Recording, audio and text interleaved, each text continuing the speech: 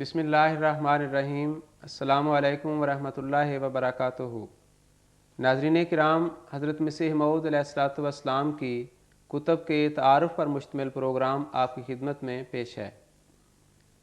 ناظرین، بر صغیر پاک و ہند کی مشہور مذہبی اور سیاسی تنظیم خاکسار تحریک کے بانی علامہ عنایت اللہ مشرقی صاحب کے والد محترم مکرم منشی عطا محمد صاحب، جو کہ خود وفات مسیح کے قائل تھے لیکن اس بات کے منکر تھے کہ اس امت میں کسی مسیح کو آنا ہے،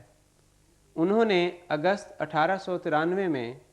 حضرت مسیح موعود علیہ الصلوۃ والسلام کی خدمت میں ایک خط تحریر کیا، جس خط میں انہوں نے یہ دریافت کیا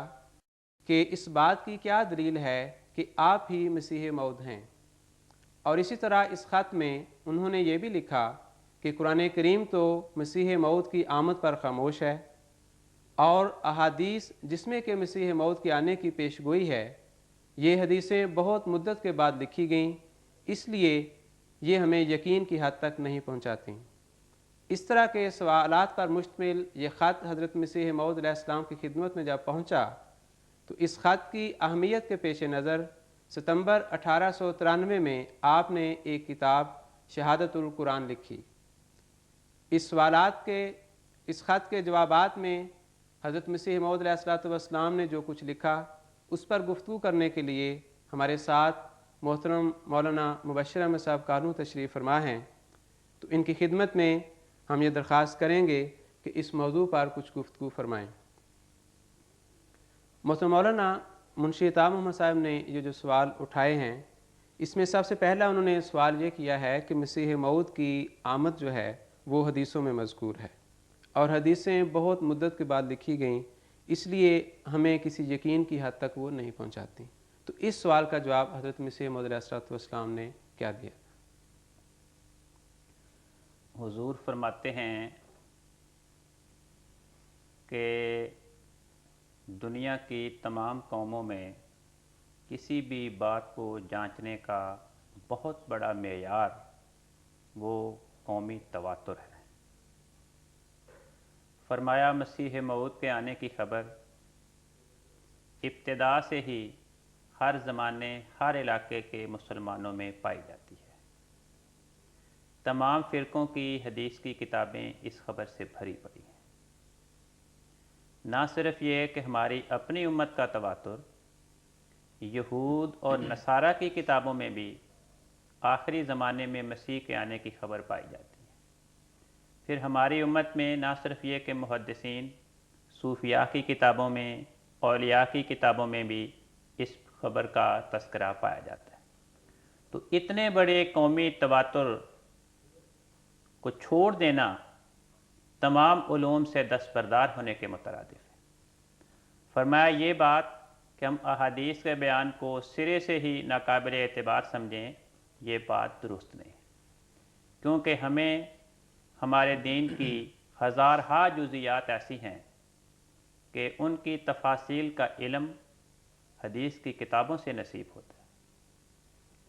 نماز کی کتنی رکعتیں ہیں، کتنے فرض ہیں، کتنی سنتیں ہیں، روزے کے بارے میں کیا احکام کی تفاصیل ہیں، زکوٰۃ کی کیا تفاصیل ہیں، حج کی کیا تفاصیل ہیں، وراثت کے احکام ہیں، غرضے کے جتنے بھی معاملات ہیں، معاہدات ہیں، ان کی تفاصیل کا ہمیں حدیث کی کتابوں سے پتہ چلتا ہے۔ اور اگر ہم حدیثوں کے بیان کو ناقابل اعتبار سمجھیں تو ہمیں اپنے دین کی ان ہزارہا تفصیلات سے ہاتھ دھونا پڑتا ہے، کیونکہ ان کا تذکرہ قرآن کریم میں موجود نہیں۔ پھر حضور فرماتے ہیں کہ احادیث کا ایک اور فائدہ یہ ہے کہ یہ اسلامی تاریخ کا منبع ہے اور اصل ہے۔ ہمیں حدیث کی کتابوں کو اگر ہم انکار کر دیں تو ہمارے پاس کوئی ذریعہ نہیں اس بات کے معلوم کرنے کا کہ حضرت محمد مصطفیٰ صلی اللہ علیہ وسلم کے ساتھ مکی دور میں کیا حالات گزرے، اس عمر میں آپ نے دعویٰ فرمایا، مخالفین نے آپ کے ساتھ کیا سلوک کیا، آپ نے ان کے ظالمانہ رویے کے بالمقابل کس طرح شب زندہ داری اختیار کی، کیسی آپ کی دعاؤں میں سوز و گداز تھا، آپ کے اخلاق میں، آپ کے کردار میں کیسی پاکیزگی تھی، کیسی تاثیر تھی۔ پھر آپ کے ازواج مطہرات کون تھیں، کتنی تھیں، کیا نام تھے، آپ نے مختلف قبائل کے ساتھ کیسے سلوک کیا، کیسے غزوات پیش ہوئے، ان کے کیا اسباب تھے، کیا نتائج نکلے، اور ملک عرب میں جو اسلام کی ترقی ہوئی کیسے کمزوری کا دور تھا، کس طرح ترقی آئی، اس کا کوئی ہمارے پاس ذریعہ نہیں ہے۔ تو اگر ہم حدیثوں کے بیان کو چھوڑ دیں تو ہمارے پاس کوئی ذریعہ نہیں ان باتوں کے معلوم کرنے۔ اس کے بعد حضور فرماتے ہیں کہ یہ کہنا کہ حدیثیں 150-200 سال کے بعد لکھی گئیں، ان کا اعتبار کوئی نہیں، یہ بات پوری طرح قابل قبول نہیں ہے۔ اس لیے کہ اگر تو ایسی بات ہوتی کہ حضرت رسول پاک صلی اللہ علیہ وسلم کے بعد مسلمان اپنے دین کے تمام احکام کو چھوڑ چکے ہوتے، اور پھر جب دوسری صدی میں یا تیسری صدی میں حدیث کی کتابیں لکھی گئیں اور مسلمان اس بخاری اور مسلم کی حدیث پڑھ کر پھر یہ سیکھتے کہ اچھا مغرب کی اتنی رکعت ہیں اور فجر کی اتنی ہیں اور رکوع میں یہ پڑھنا ہے اور قیام میں یہ پڑھنا ہے، تو پھر تو یہ بات بڑی وزنی تھی کہ بھئی ان کو کیا کریں۔ امر واقعہ یہ ہے کہ محدثین کا امت پہ صرف یہ احسان ہے کہ وہ نمونے جن پہ حضرت رسول پاک محمد مصطفیٰ صلی اللہ علیہ وسلم نے اپنے لاکھوں صحابہ کو جس نمونوں پہ قائم کیا، اور ان سے ان کے بیٹوں نے وہ نمونے سیکھے، ان سے ان کی اولاد نے وہ نمونے سیکھے، ان کے بعد ان کی اولاد نے نمونے سیکھے، اور کروڑ افراد جن رسوم پر، جن طریق پر اپنی زندگی گزار رہے تھے، ان طریقوں کی اور اس قومی تعامل کی سنت حضرت رسول پاک صلی اللہ علیہ وسلم تک پہنچانے کا کام وہ ائمہ حدیث نے سر انجام دیا۔ تو انہوں نے یہ ثابت کیا کہ امت میں جو کروڑ افراد ان طریقوں پہ گامزن ہیں اور ان کے معاملات میں جو یہ طریقہ کار ہے، یہ بدعات اور خلاف اسلام نہیں بلکہ یہ حضرت رسول پاک صلی اللہ علیہ وسلم سے مروی ہے۔ تو ان کا صرف اتنا کام ہے، ورنہ ائمہ حدیث نے یا حدیثوں کی کتابوں نے نہ نماز ایجاد کی، نہ زکوٰۃ کے مسائل ایجاد کیے، نہ حج کے مسائل ایجاد کیے، نہ کوئی اور چیز ایجاد کی۔ اس کے بعد پھر دیکھیں کہ حدیث کی کتابوں میں بے شمار خبریں پائی جاتی ہیں۔ ان حدیث کی کتابوں میں یہ بیان کیا گیا 3 قسم کی باتیں ہیں۔ پہلے اس قسم کی پیشگوئیاں بھری پڑی ہیں کہ اسلام دنیا میں ترقی کرے گا۔ اس کے بعد یہ حدیثیں پائی جاتی ہیں کہ اسلام کی ترقی کے بعد امت کی حالت میں ابتری پیدا ہوگی، امت اختلافات کی لپیٹ میں آئے گی، اور قسمہ قسم کے فتنے اور بدعات کا طوفان ہوگا۔ مخالفین اسلام اسلام کو ختم کرنے کے منصوبے بنائیں گے، پوری دنیا پہ عیسائی قوموں کا عروج ہوگا، عیسائیت اپنے شباب پہ پہنچے گی، اور اسلام کی کشتی اس طوفان میں ہچکولے کھا رہی ہوگی۔ ایسے خطرناک طوفان کے زمانے میں خدا تعالیٰ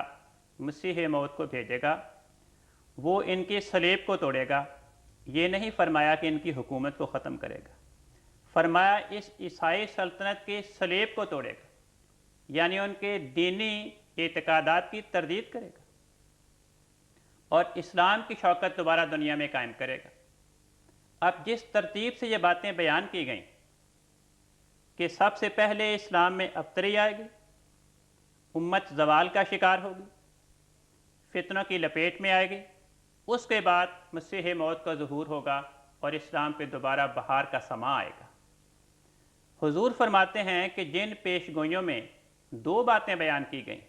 پہلے امت کے زوال کی خبر دی گئی، پھر مسیح کے آنے کی خبر، اور اس کے ذریعے اسلام کی شوکت اور کمال کی خبر دی گئی۔ جب اس خبر کی پہلی جز کہ امت کی حالت ابتر ہوگی اور اسلام پہ زوال کا زمانہ آئے گا، جب یہ پہلی جز پوری ہو گئی، تو اس پہلی جز کا پورا ہونا اس بات کا پیغام ہے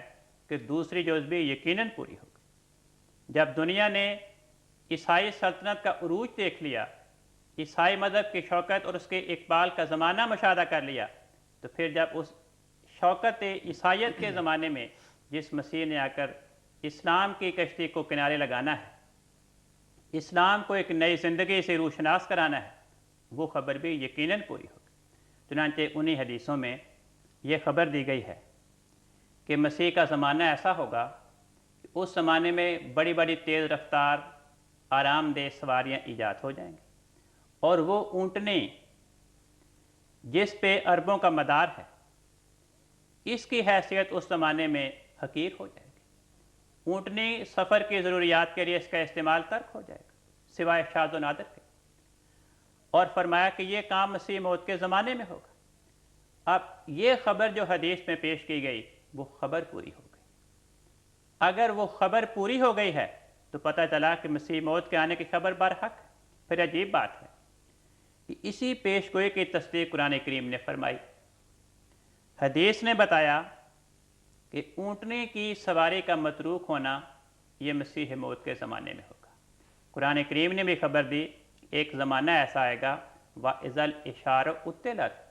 اس زمانے میں حاملہ اونٹنیاں ان کو متروک کر دیا جائے گا۔ وہی بات جو حدیث میں بیان کی گئی کہ مسیح موت کے زمانے میں ظہور پذیر ہوگی، اسی بات کا قرآن کریم نے تذکرہ کر کے ہمیں اس بات کی گواہی مہیا کر دی کہ حدیث کی وہ پیش گوئی برحق تھی، اور قرآن کریم نے اس کی تصدیق کر دی۔ تو یہ ساری تفصیل جو ہے اس کو حضور نے اس کتاب میں بیان فرمایا ہے کہ محض یہ کہنا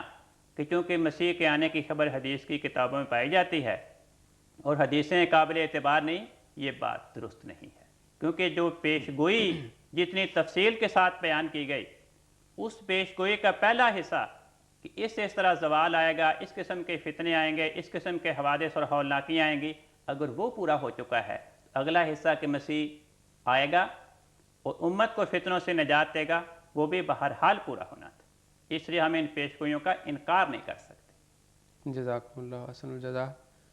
تو مولانا دوسرا انہوں نے سوال یہ اٹھایا تھا کہ ایسے ان کے سوال سے یہ لگتا تھا کہ جیسے قرآن کریم جو ہے وہ خاموش ہے مسیح موت کی آمد کے بارے میں، تو کیا ان کی بات یہ درست تھی کہ قرآن کریم میں مسیح موت کے آنے کی کوئی خبر نہیں؟ اس کا جواب کیا دیا تھا؟ اس سلسلے میں حضور فرماتے ہیں کہ قرآن کریم نے ہمارے سامنے ایک بڑی بنیادی حقیقت کا اعلان فرمایا۔ قرآن پاک فرماتا ہے اِنَّا ارسلنا الیکم رسولا شاہدن علیکم، اے لوگو ہم نے تمہارے پاس حضرت محمد مصطفیٰ صلی اللہ علیہ وسلم کو ایسا رسول بنا کر بھیجا جو تم پہ گواہ بن کر آئے۔ کما ارسلنا الی فرعون رسولا، جس طرح ہم نے فرعون کی جانب اپنا رسول موسیٰ علیہ السلام کو بھیجا تھا۔ اس آیت نے حضرت محمد مصطفیٰ صلی اللہ علیہ وسلم کو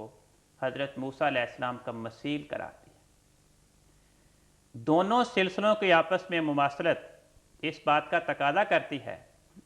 کہ مماثلت یہ نہیں کہ صرف بدیوں میں ہو بلکہ انعامات میں بھی ہو۔ جب ہم انعامات کے اعتبار سے موسوی امت کے حالات پہ نگاہ ڈالتے ہیں تو قرآن پاک ہمیں یہ فرماتا ہے کہ ہم نے موسیٰ علیہ السلام کے ساتھ یہ سلوک کیا تھا کہ موسیٰ علیہ السلام کے بعد ان کی امت پہ ایسے ایسے انعامات جاری کیے کہ موسیٰ علیہ السلام کے دین کی تجدید کے لیے، تورات کی تصدیق اور تبلیغ کے لیے، اور موسوی امت کی اصلاح و بہبود کے لیے انبیاء کا سلسلہ جاری ہوا۔ خدا کی طرف سے مصلحین کا تانتا لگا رہا۔ قرآن پاک فرماتا ہے وَلَقَدْ آتَيْنَا مُوسَى الْكِتَابَ، ہم نے موسیٰ علیہ السلام کو کتاب دی تھی۔ وَقَفَّيْنَا مِن بَعْدِهِ بِالرُّسُلِ، اور موسیٰ علیہ السلام کے بعد ہم نے ان کی اتباع میں بہت سے رسول بھیجے۔ اور فرمایا وَقَفَّيْنَا عَلَىٰ آثَارِهِمْ بِعِیسیٰ ابْنِ مریم، ان تورات کی اتباع میں آنے والے رسول آخر میں ہم نے عیسیٰ ابن مریم کو بھیجا۔ اور موسیٰ امت کی تاریخ بتاتی ہے کہ موسیٰ علیہ السلام کی امت میں جو آخری خلیفہ آیا وہ عیسیٰ ابن مریم تھا۔ تو انعامات کے اعتبار سے حضرت محمد مصطفیٰ صلی اللہ علیہ وسلم کی موسیٰ علیہ السلام سے مماثلت آپ کی امت کی موسوی امت کے ساتھ مماثلت اس بات کا تقاضا کرتی ہے کہ محمدی امت میں بھی موسوی امت کے مانند ایسے خلفاء آئیں، جس طرح وہاں پہ آخری خلیفہ مسیح آیا تھا 14ویں صدی میں جس نے ظہور کیا تھا، محمدی سلسلہ میں بھی اسی مماثلت کی بنا پہ ایک مسیح آئے جو اس دین کی تجدید کرے۔ اور فرمایا کہ صرف یہی نہیں کہ یہ عقلی طور پہ اس بات کا یہاں سے نتیجہ نکلتا ایک اور مقام پہ قرآن کریم نے پیش گوئی کے طور پہ فرمایا سورۃ نور میں خدا تعالیٰ یہ پیش گوئی فرماتا ہے کہ اللہ تعالیٰ اس امت کے نیک افراد سے یہ وعدہ کرتا ہے کہ لَيَسْتَخْلِفَنَّهُمْ فِي الْأَرْضِ كَمَا اسْتَخْلَفَ الَّذِينَ مِن قَبْلِهِمْ کہ جس طرح پہلی امتوں میں خدا نے جانشین پیدا کیے تھے، ایسے خلفاء پیدا کیے تھے، اسی طرح کے خلفاء محمدی امت میں بھی خدا وعدہ کرتا ہے کہ خدا ان کو پیدا کرتا رہے گا۔ تو موسوی امت میں جب 14ویں صدی آئی تو وہاں پہ جو خدا نے خلیفہ پیدا کیا وہ مسیح کے نام سے ظہور پذیر ہوا تھا۔ تو یہ پیش گوئی بتا رہی ہے کہ جب محمدی امت پہ زمانہ آئے، 14ویں صدی کا زمانہ آئے، تو یہاں پر جو خدا کی طرف سے خلیفہ آئے وہ اپنے علوم میں، کمالات میں، قوت قدسیہ اور فیضان کے اعتبار سے مسیح کا نام پانے والا۔ تو یہ آیات بتاتی ہیں کہ قرآن کریم نے بھی مسیح کے آنے کی خبر دی ہے۔ جزاکم اللہ حسن الجزا۔ تو قاری صاحب یہاں ایک سوال جو پیدا ہوتا ہے کہ اس طرح تو کیا قرآن و حدیث ہی کافی نہیں ہے امت کی اس رہنمائی کے لیے، کسی اور مسئلے کی ہمیں کیا ضرورت ہے؟ تو یہ سوال بھی اس کتاب میں اٹھایا گیا ہے، تو حضرت مسیح موعود علیہ السلام نے اس سوال کا کیا جواب دیا؟ بات یہ ہے کہ حضور فرماتے ہیں کہ جس طرح قرآن کریم نے یہ فرمایا کہ قرآن کریم مکمل کتاب ہے، جو شان قرآن کریم کی آیات قرآنیہ میں بیان کی گئی ہے یہی شان قرآن کریم کی آیات میں تورات کی بیان کی گئی، اور قرآن کریم فرماتا ہے کہ بنی اسرائیل کے لیے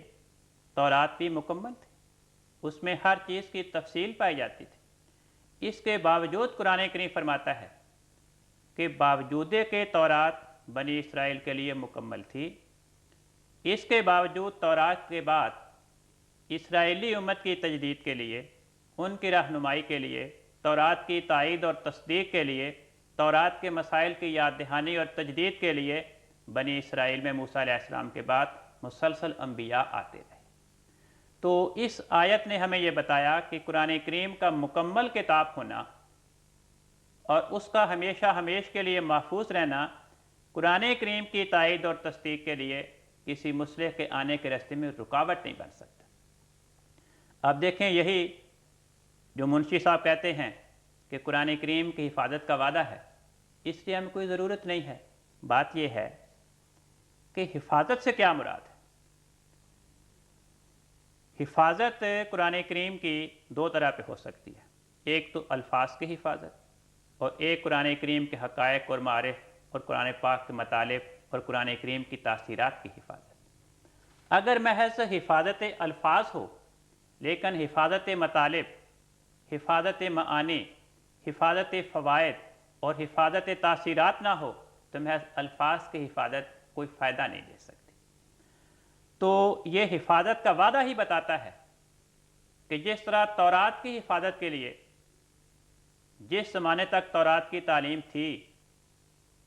خدا نے وہاں پہ انبیاء اور خلفاء پیدا کیے، اسی طرح قرآن کریم کی حفاظت بھی اس بات کا تقاضا کرتی ہے کہ یہاں اس امت میں خدا تعالیٰ ایسے وجود پیدا کرے جو اپنے علوم میں، اپنی صفات میں، اپنے کمالات میں، اپنی نیکی میں انبیاء کے جانشین ہوں، انبیاء کے مثیل ہوں، جن پہ خدا تعالیٰ وحی و الہام اور مکاشفات کے ذریعے قرآن کریم کے مطالب کا انکشاف فرمائے، ان کے وجود کے ذریعے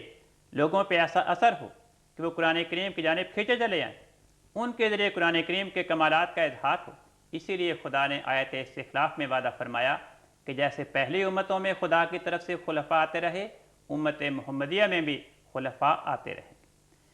جہاں تک یہ فرمایا اب قرآن کریم مکمل ہے، لہذا یہ سوال کرنا کہ پھر ہمیں کیا ضرورت ہے کسی مسئلے کی؟ سوال یہ ہے اگر قرآن کریم مکمل ہے اور اس سے ہم یہ نتیجہ پیدا کریں کسی مسئلے کی ضرورت نہیں، تو پھر خلفائے راشدین کی کوئی ضرورت نہیں تھی۔ اس کے علاوہ پھر قرآن کریم نے خبر کیوں دی؟ اور قرآن کریم بے شک مکمل ہدایت ہے، اس میں ہر چیز کی، ہر قسم کے مسائل موجود ہیں، لیکن قرآن پاک فرماتا ہے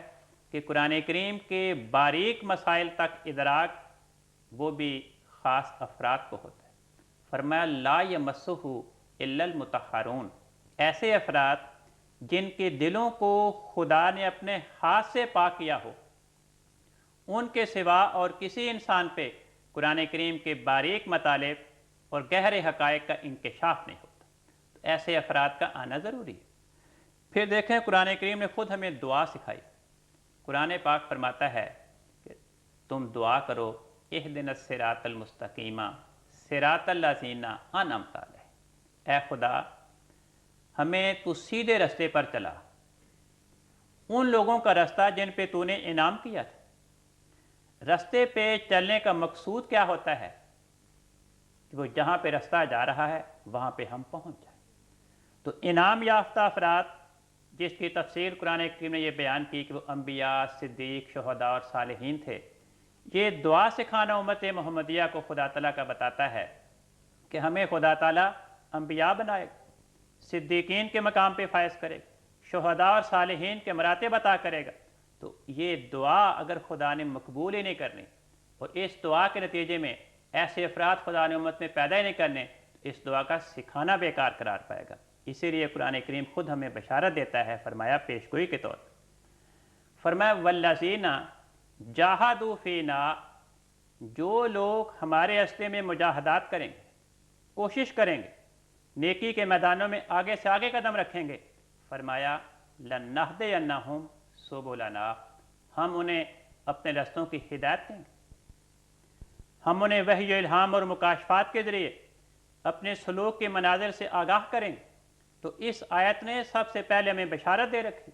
ایک طرف دعا سکھانا، ادھر یہ بشارت ہے۔ اور جب ہم امت موسوی اور دیگر قوموں کی تاریخ پہ نگاہ ڈالتے ہیں تو قرآن کریم ہمیں یہ سمجھاتا ہے کہ موسیٰ علیہ السلام کی امت پہ ان کی اصلاح کی خاطر، ان کی کتاب کی تصدیق اور تائید کے لیے، اشاعت کے لیے اتنے مصلحین آئے۔ ادھر دوسری جانب خدا تعالیٰ فرماتا ہے کہ حضرت محمد مصطفیٰ صلی اللہ علیہ وسلم کو مخاطب کر کے فرمایا کانا فضل اللہ علیک عظیما، اے خدا کے حبیب تجھ پہ سب سے بڑھ کے خدا کا فضل ہے۔ اور آپ کی امت کے بارے میں فرمایا کنتم خیر امت، جتنے بھی انبیاء کی امتیں پیدا کی گئی تھیں تمہاری شان سب سے بالا ہے۔ اب اس پس منظر میں اگر ہم غور کریں تو ہمیں سخت مایوسی کا سامنا ہوگا، سخت حسرت میں ہم گر پڑیں گے اگر ہمارے سامنے یہ تصویر کھینچی جائے کہ جن انبیاء کا مقام چھوٹا تھا، جن امتوں کی شان چھوٹی تھی، وہاں پر تو خدا تعالیٰ کی طرف سے انبیاء اور مصلحین اور اپنے خلفاء کا سلسلہ جاری رہا ان کی رہنمائی کے لیے، لیکن جس نبی کے بارے میں فرمایا کہ تجھ پہ تمام انبیاء سے بڑھ کے خدا کا فضل، تیری امت تمام انبیاء کی امتوں سے سب سے بہتر ہے، اس امت کی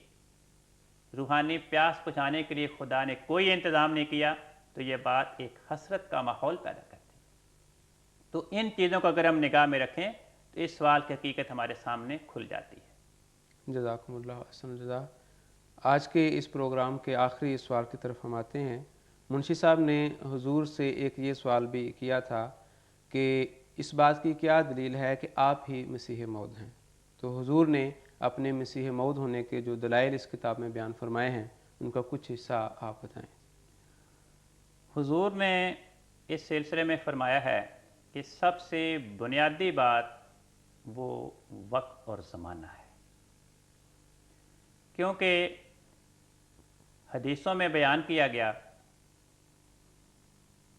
فرمایا الآیات بعد المئتین، قیامت کی نشانیاں 1200 سال کے بعد ہوں گی۔ اس حدیث کے بارے میں علماء اسلام نے یہ کہا کہ لفظ المئتین اس کا لفظی معنی ہے 200۔ تو یہ تو نہیں ہو سکتا اس حدیث کا ہم یہ مفہوم لیں کہ قیامت کی علامات صغریٰ 200 سال کے بعد آئیں، کیونکہ وہ تو نہیں آئیں۔ اور اگر ہم یہ مفہوم مراد لیں کہ قیامت کی علامات کبریٰ 200 سال کے بعد ظہور پذیر ہوں گی، تو یہ بات بھی درست نہیں، کیونکہ اس زمانے میں نہیں آئیں۔ تو اس واقعات شہادت کی بنا پہ علماء اسلام یہ کہتے ہیں کہ یہاں پر جو فرمایا بعد المئتین، مئتین کے لفظ پہ ال آیا، یہ خصوصیت کی جانب اشارہ کرتا ہے کہ کون سے 200 سال؟ وہ کہتے ہیں کہ اس پہ مراد یہ ہے کہ 1000 سال کا زمانہ گزرنے کے بعد 200 سال جو گزریں گے، یعنی 1200 سال گزرنے کے بعد 13ویں صدی کا جو زمانہ ہے وہ قیامت کی علامات کبریٰ کے ظہور کا زمانہ ہے۔ تو حضور فرماتے ہیں کہ علماء کی یہ تعویل یہ بالکل درست ہے اور میں اسے اتفاق کرتا ہوں، اور مسیح موت کا ظہور بھی قیامت کی علامات کبریٰ میں بیان کیا گیا۔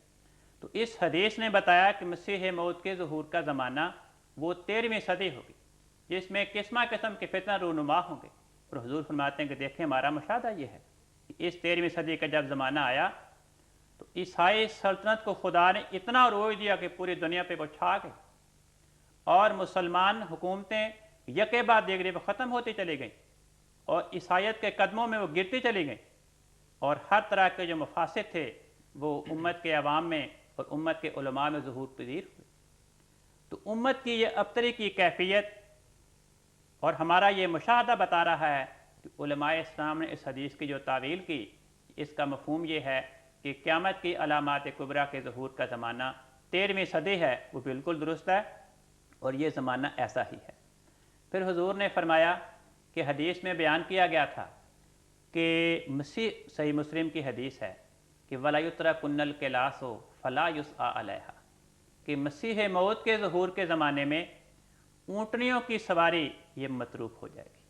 ان کی قدر و قیمت گر جائے گی۔ اب یہ تبھی ہو سکتی ہے کہ جب اونٹنی کے بالمقابل ایسی تیز رفتار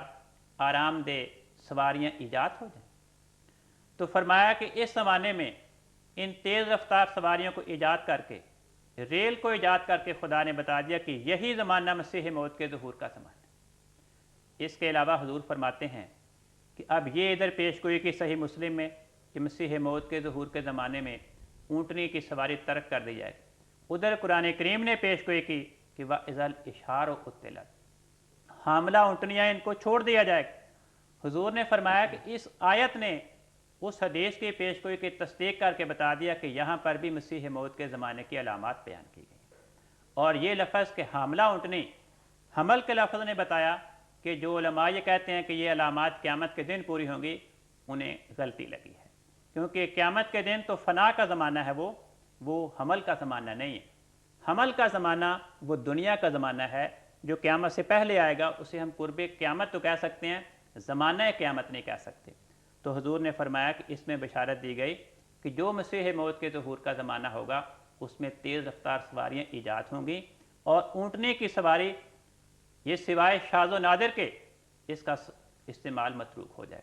پھر فرمایا کہ اسی صورت میں بشارت دی گئی کہ وَإِذَا النُّفُوسُ زُوِّجَتْ، کہ انسانی جانیں اکٹھے کرتے جائیں گے۔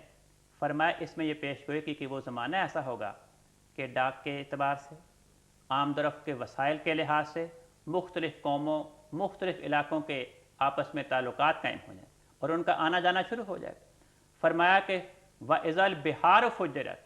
اس زمانے میں دریا پھاڑے جائیں گے۔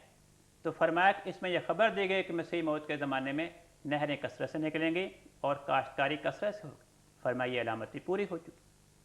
پھر فرمایا وَإِذَا الْوُحُوشُ حُشِرَتْ، وحشی جانور اٹھائے جائیں گے۔ فرمایا اس میں یہ خبر دی گئی ہے کہ ایسی وحشی قومیں اس زمانے میں ان کا بھی ترقی کی جانب، تہذیب اور تمدن کی جانب رجوع ہوگا،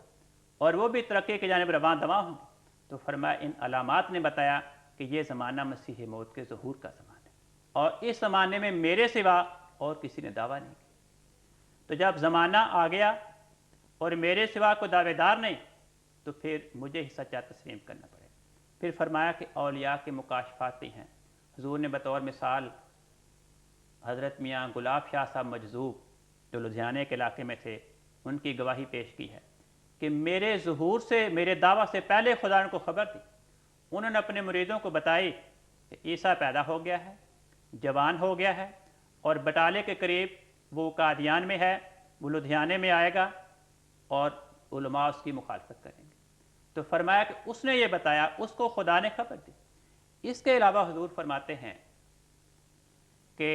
سب سے بڑھ کر بنیادی بات یہ ہے کہ جب میں نے یہ دعویٰ کیا کہ میرے ساتھ خدا ہم کلام ہوتا ہے، تو یہ بہت بڑا دعویٰ ہے۔ اگر یہ میرا دعویٰ جھوٹا ہے تو خدا تعالیٰ مجھے خود ہی نیست و نابود کر دے گا۔ تمہیں کسی پریشانی کی ضرورت نہیں ہے، کیونکہ خدا نے حضور صلی اللہ علیہ وسلم کو مخاطب کر کے فرمایا کہ اگر تو بھی جھوٹا افتراء کرے خدا کی ذات بابرکات پر تو میں تجھے بھی نیست و نابود کر دوں، تو پھر میں کس شمار ہوں اگر میں جھوٹا افتراء کروں۔ فرمایا کہ اس وقت تک دیکھیں میرے ذریعے ہزارہا نشان ظاہر ہو چکے ہیں، استجابت دعا کے دنیا نے نشان دیکھے میرے ذریعے، اور میں نے یہاں ہندوستان میں، لندن میں، یورپ میں ایسے اشتہارات چھپا کے دنیا کے سامنے تقسیم کیے، بڑے بڑے بادشاہوں کو تبلیغی خطوط لکھے کہ آؤ میرے ذریعے اسلام کی سچائی کے نشان دیکھو، آؤ میرے وجود کے ذریعے میرے پاس قیام کرو، 1 سال رہو اور خدا کی طرف سے اس کی تائید اور نصرت کے زندہ نشانات کا مشاہدہ کرو۔ اور فرمایا میں نے ان کو یہ شرط پیش کی کہ اگر کوئی صاحب میرے پاس 1 سال قیام کرنے کے بعد یہ سمجھیں کہ انہوں نے کسی نشان کا مشاہدہ نہیں کیا، میں 200 روپیہ ماہوار کے اس کو ہرجانہ دینے کو تیار ہوں۔ حضور نے فرمایا کہ ایسا انسان جس نے اپنے وجود میں خدا کی ہستی کے نشانات کا مشاہدہ نہ کیا، جس نے استجابت دعا کے نشان نہ دیکھے، جس کے ساتھ خدا کی وحی و الہام مکاشفات کا سلسلہ جاری نہ ہو، اس کے دل میں اتنا زبردست یقین پیدا ہی نہیں ہو سکتا کہ وہ عوام کو بھی بلائے، بادشاہوں کو بلائے، اپنے ملک کے افراد کو بلائے، یورپ کے افراد کو بلائے۔ جھوٹ کے پاؤں نہیں ہوتے، جھوٹے انسان میں بزدلی ہوتی ہے، وہ اس قدر شجاعت کے ساتھ، ایسے حوصلے کے ساتھ ان کو بلا ہی نہیں سکتا، وہی انسان ان کو بلا سکتا ہے، اور مسلسل میں 12 سال سے بلا رہا ہوں۔ فرمایا یہ طرز عمل بھی بتا رہا ہے کہ آخر میں نے خدا کی ہستی کے نشانات کا مشاہدہ کیا، میں نے خدا کی قدرت کے جلوے دیکھے ہیں جن کے بغیر میں ایسا نہیں کر سکتا۔ فرمایا دیکھو میں نے ابھی، اگر آپ آگے کے لیے امتحان کرنا چاہتے ہیں تو فرمایا میں 3 نشان پیش کرتا ہوں کہ مجھے خدا نے عیسائی قوم کے لیے پادری آتم کی موت کی خبر دی ہے کہ وہ 15 مہینے کے اندر اندر مر جائے گا۔ فرمایا ہندو قوم کے لیے خدا نے مجھے یہ بشارت دی ہے کہ پنڈت لیکھ رام وہ 6 سال کے اندر اندر قتل ہو جائے گا۔ اور فرمایا مسلمان قوم میں سے مرزا احمد بیگ کے خاندان کے بارے میں مجھے یہ خدا نے خبر دی کہ جب وہ کسی دوسرے جگہ نکاح کریں گے اپنی بیٹی محمدی بیگم کا، تو نکاح کے بعد 3 سال کے اندر اندر مرزا احمد بیگ مر جائے گا، 2.5 سال کے اندر اندر وہ خامن مر جائے گا، لڑکی بیوہ ہو جائے گی، پھر اس کا میرے ساتھ نکاح ہوگا۔ فرمایا اس پیش گوئی میں 6 عظیم الشان باتیں بیان کی گئی ہیں۔ ان میں سے پہلی بات کہ مرزا احمد بیگ نے دوسری جگہ نکاح کیا وہ پوری ہو چکی ہے، اور نکاح کے بعد وہ 6 مہینے کے اندر اندر مر گیا۔ فرمایا یہ پیش گوئی بتا رہی ہے کہ جب تک اس کا میرے ساتھ نکاح نہیں ہوگا اس وقت تک محمدی بیگم زندہ رہے گی، میں بھی زندہ رہوں گا، یہ میری زندگی میں نشانات ظاہر ہوں گے۔ فرمایا اگر منشی صاحب یہ سمجھتے ہیں کہ میری ان کے ذریعے بھی تسلی نہیں ہوئی، جو اتنے ہزارہا نشانات مشاہدہ ہوئے، اتنی دعائیں قبول ہوئیں، جو اشتہارات ہوئے، ان کے ذریعے میری تسلی نہیں، مجھے اطمینان نہیں، اور جو 3 نشان میں نے امتحان کے طور پہ پیش کیے یہ بھی ان کے دل کو تسلی نہیں دیتے، تو حضور نے فرمایا پھر وہ کوئی اشتہار مطبوعہ چھاپ دیں جس میں یہ لکھ دیں کہ میری ان باتوں سے تسلی نہیں ہوئی اور میرے لیے کوئی نشان مانگا، تو پھر میں خدا سے دعا کروں گا خدا تعالیٰ مجھے ان کی ذات کے بارے میں جو خبر دے میں اس کو شائع کر دوں۔ تو یہ حضور نے ان کے سامنے چیزیں پیش کیں اپنی سچائی پہ دنیا کے دلوں کو اطمینان پیدا کرانے کے لیے۔ آپ کا بہت شکریہ کہ آپ تشریف لائے اور آپ نے شہادت القرآن کے بعض مضامین کے اوپر روشنی ڈالی۔ جزاکم اللہ احسن الجزا۔ تو ناظرین کرام اسی کے ساتھ آپ ہمیں اجازت دیں، اگلے پروگرام میں ہم حضرت مسیح موعود علیہ السلام کی ایک اور کتاب لے کر آپ کی خدمت میں حاضر ہوں گے۔ تب تک کے لیے اللہ حافظ۔